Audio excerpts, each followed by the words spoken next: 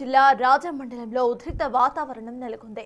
డోలపేట జిల్లా పరిషత్ ఉన్నత పాఠశాలలో సైన్స్ ఉపాధ్యాయుడు ఆశీర్వాద్ విద్యార్థుల పట్ల అసభ్యకరంగా ప్రవర్తించడంతో విద్యార్థినిలు పేరెంట్స్ కు తెలియజేశారు. దీంతో పేరెంట్స్ స్కూల్ వద్దకు చేరుకుని హెచ్ఎం కు ఫిర్యాదు చేశారు. ఉపాధ్యాయుడిని విద్యార్థినిల ముందు నిలదీయగా తమ పట్ల ఆయన ప్రవర్తించే తీరును చెబుతూ ఆ చిన్నారులు కన్నీరు పెట్టుకున్నారు. దీంతో పాఠశాల ఆవరణలో కొంతసేపు ఉద్రిక్త వాతావరణం నెలకొంది.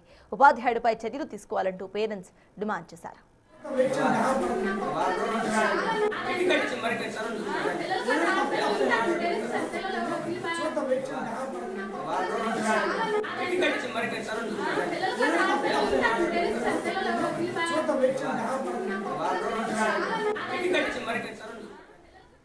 విజయనగరం జిల్లా రాజమండలంలో ఉద్రిక్త వాతావరణం నెలకొంది. డోలపేట జిల్లా పరిషత్ ఉన్నత పాఠశాలలో సైన్స్ ఉపాధ్యాయుడు ఆశీర్వాద్ విద్యార్థుల పట్ల అసభ్యకరంగా ప్రవర్తిస్తూ ఉండటంతో విద్యార్థినులు తమ పేరెంట్స్ కు తెలియజేశారు. దీంతో తమ పేరెంట్స్ స్కూల్ వద్దకు చేరుకుని హెచ్ఎం కు ఫిర్యాదు చేశారు. ఉపాధ్యాయుడిని విద్యార్థినుల ముందు నిలదీయగా తమ పట్ల ఆయన ప్రవర్తించిన తీరు చెబుతూ ఆ చిన్నారులు కన్నీరు పెట్టుకున్నారు. దీంతో పాఠశాల ఆవరణలో కొంతసేపు ఉద్రిక్త వాతావరణం నెలకొంది. ఉపాధ్యాయుడిపై చర్యలు తీసుకోవాలంటూ పేరెంట్స్ డిమాండ్ చేశారు.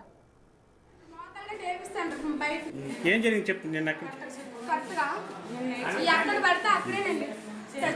మాకు అది ఇబ్బందిగా ఉంది. మేము ఆడపిల్లలు అయ్యింది అడిగారా? సార్ని అడిగితే మళ్ళీ కొట్టేస్తాండ్రు, మోకాలుగా టేపిస్తాండ్రు బయట. చూసిన అబ్బాయిని చూసి చీచి ఏంటనేసి తంతాను. మాకు ఇది నచ్చలేదు. ఆయన సస్పెండ్ చేయండి. నీకెందుకమ్మా వెండి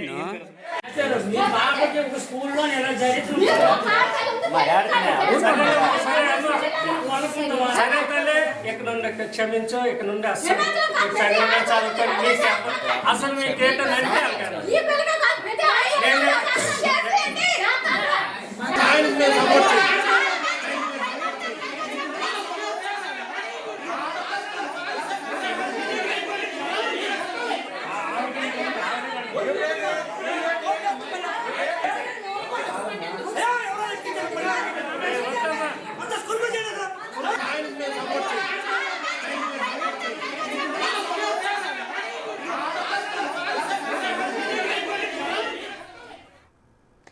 దీనికి సంబంధించిన అప్డేట్స్ మా ప్రతినిధి షణ్ముఖ్ అందిస్తారు. షణ్ముఖ్ చెప్పండి, ప్రజెంట్ అక్కడ సిచ్యువేషన్ ఏంటి? పేరెంట్స్ ఏమంటున్నారు? అండ్ ఆ టీచర్ ను సస్పెండ్ చేశారా లేకపోతే హెచ్ఎం ఎటువంటి యాక్షన్స్ తీసుకోబోతున్నారు?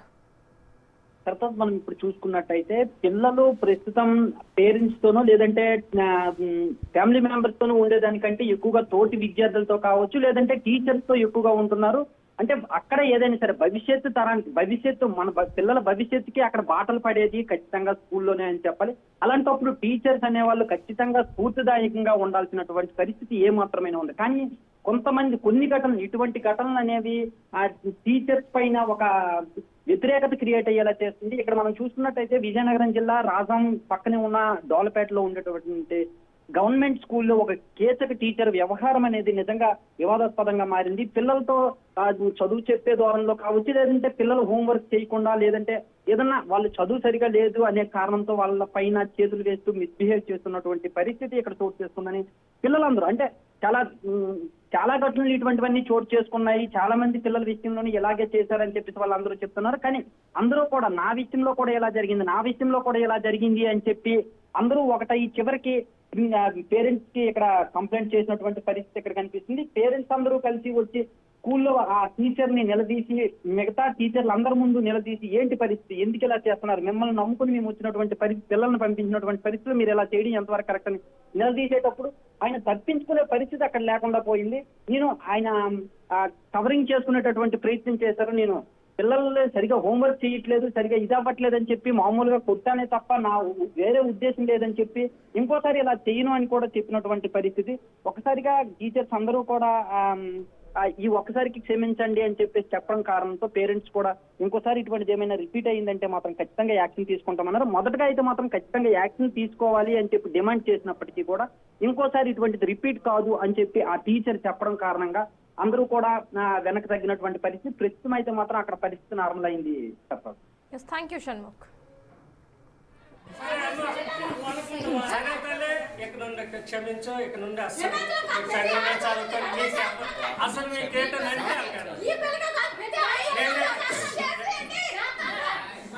మీ పాపకి ఒక స్కూల్లో ఎలా జరుగుతుంది